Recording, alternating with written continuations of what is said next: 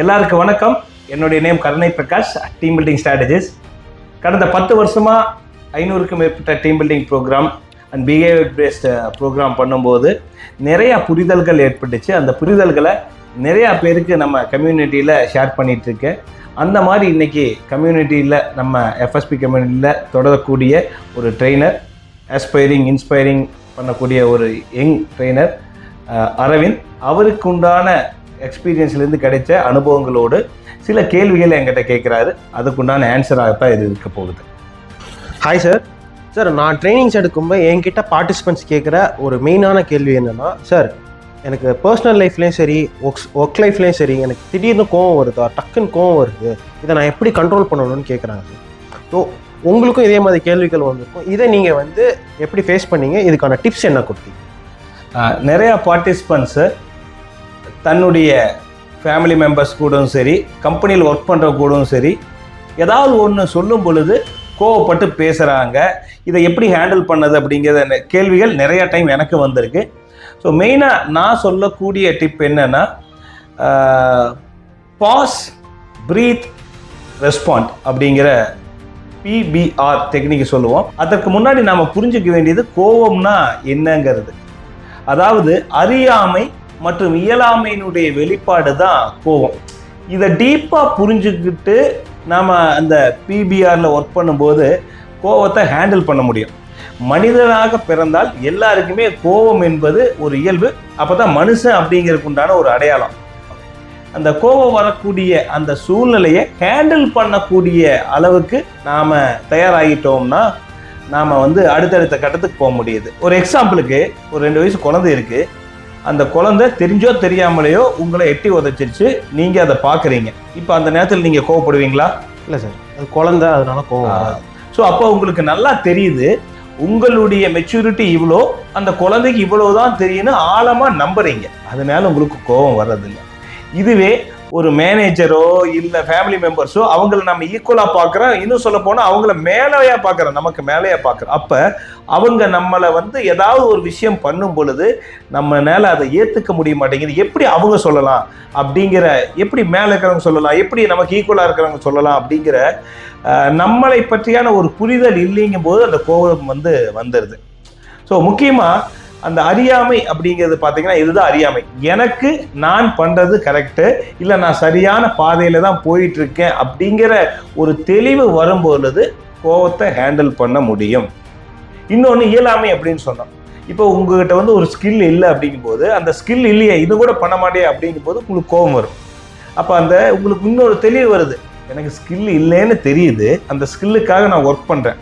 பெரும்பாலான கம்பெனியில் மேனேஜர்ஸு இல்லை MDO இந்த மாதிரி பண்ணிட்டு இருக்கீங்களே, இதை கூட கற்றுக்க மாட்டீங்களா அப்படின்னா அவங்களுக்கு கோவம் வந்துடும்.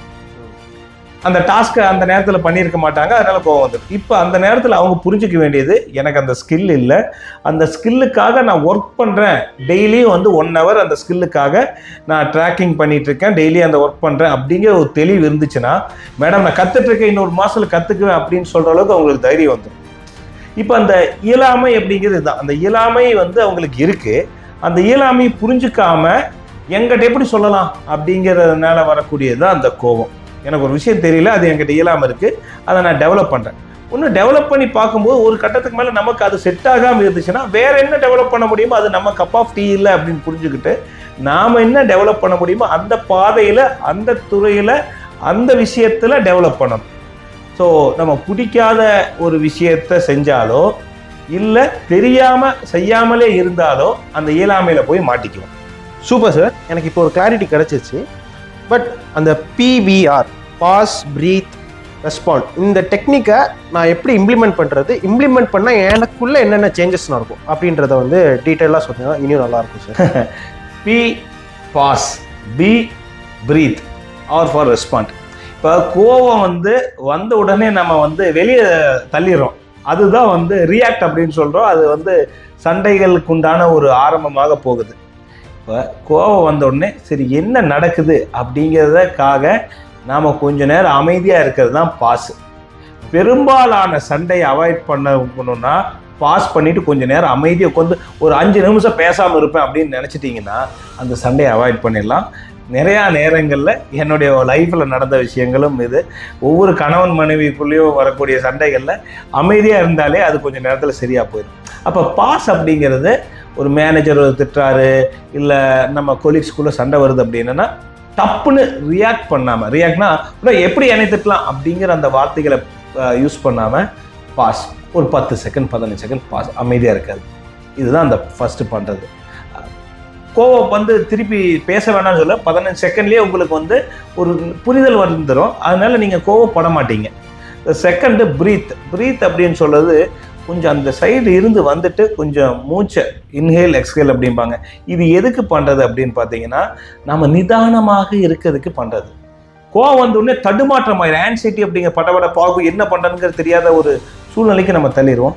ஸோ அதனால் கொஞ்சம் அமைதியாக மூச்சை இழுத்து விடும்போது நான் நிதானமாக இருக்கிறேன்னு நமக்கு நாமளே சொல்லிக்கிறோம். அதுதான் அந்த ப்ரீத்திங் எக்ஸசைஸு. சொல்லும்போது என்ன பண்ணலாம் அப்படிங்கிறதுக்கு உண்டான விஷயம் வரும். நம்ம கோவப்பட்டு பேச வேண்டாங்க புரிதல் அங்கே வரும். அடுத்து ரெஸ்பாண்ட். சரி, இவர்கிட்ட இந்த மாதிரி பேசினா இந்த சண்டை போடுறதுக்கு பதிலாக எனக்கு இந்த சொல்யூஷன் கிடைக்குங்கிற ஒரு பணிவாக பேசுறதுக்கு உண்டான, பொலைட்டாக பேசுறதுக்கு உண்டான மனநிலை அந்த ப்ரீத்திங் கொடுத்து ரெஸ்பாண்ட் பண்ணுறோம் இன்ஸ்டெட் ஆஃப் ரியாக்ட். இந்த ஃபார்முலாவை நம்ம எம்ப்ளாயிஸ் சொல்லுவோம், பாஸ், ப்ரீத் அண்ட் ரெஸ்பாண்ட். இது ரொம்ப யூஸ்ஃபுல்லாக இருக்கும். கோவப்படக்கூடிய நேரத்தில் இது யூஸ் பண்ணும்போது நிறையா பேர் அந்த கோபத்திலேருந்து வெளியே வந்து அந்த விஷயத்தை சுமூகமாக, அந்த சண்டையை சுமூகமாக முடிச்சிருக்காங்க. தேங்க்யூ சார், எனக்கு கான்செப்ட் புரிஞ்சிருச்சு. பட் நான் இதை டெய்லியுமே ஃபாலோ பண்ணுறதுக்கு ஃபஸ்ட்டு ஸ்டெப் என்னவா இருக்கும், நீங்கள் அதை சொன்னீங்கன்னா எனக்கு இன்னும் கிளாரிட்டியாக இருக்கும். சூப்பர். எல்லாருக்குமே இருக்கக்கூடிய சேலஞ்சு அதை டெய்லியுமே ஃபாலோ பண்ணுறது தான். அந்த மாதிரி ஃபாலோ பண்ணோன்னா நம்ம அது ஹேபிட்டாக மாறணும். ஹேபிட்டாக மாறக்குண்டான ஸ்டெப்ஸ் எடுக்கணும். நான் பண்ணக்கூடியது, நான் டெய்லியுமே ட்ராக்கிங் சீட் வச்சு நான் அதை வந்து மெஷர் பண்ணிகிட்டே இருப்பேன். ரெட்டு போட்டோன்னா அது பண்ணலன்னு அர்த்தம், க்ரீன் போட்டோன்னா அன்றைக்கி பண்ணியிருக்கேன்னு அர்த்தம். இதே தான் நம்ம பார்ட்டிசிபெண்ட்ஸுக்கும் இம்ப்ளிமெண்ட் பண்ணுறதுக்கு நம்ம சொல்கிறோம். ட்ராக்கிங் சீட்டை கொடுத்து அதை ஃபாலோ பண்ண சொல்கிறோம். இப்போ அதிகமாக கோவப்படக்கூடிய பிரச்சனை இருந்தால் பிபிஆருங்கிற அப்படிங்கிறது ட்ராக்கிங் சீட்டில் இருக்கணும். டெய்லியுமே அது வந்து அவர் ஃபாலோ பண்ணியிருக்காரா, ஏன்னா நிறைய கோவப்படுறாருன்னா கண்டிப்பாக ஒரு நாளைக்கு ஒரு இன்சிடெண்ட்டாக அந்த மாதிரி நடக்கும். அந்த பாஸ் பண்ணியிருக்காரு, ப்ரீத் பண்ணியிருக்காரு, ரெஸ்பாண்ட் பண்ணியிருக்காரு அப்படின்னா அந்த அன்னைக்கு க்ரீனில் போட்டுக்கலாம். இல்லை ரியாக்ட் பண்ணிட்டாரு, டப்புன்னு கோவப்பட்டு பேசியிருக்காருன்னா ரெட்டில் போடலாம். இப்போ ரெட்டு வரும்போதெல்லாம் அவர் வந்து அன்னைக்கு நைட்டு ரிஃப்ளெக்ட் பண்ணி பார்ப்பார். நைட்டில் ஓகே நான் வந்து இன்றைக்கி வந்து கோவப்பட்டிருக்கேன் அப்படிங்கிறது அவருக்கு தெரியும். ஸோ இந்த மாதிரி வந்து அதிக ரெட்டு ஆகக்கூடிய அந்த விஷயத்தில் அதிக கான்சன்ட்ரேட் பண்ணணும் அப்படிங்கிறத வச்சு தான் கொஞ்சம் கொஞ்சமாக மாற்ற முடியும்.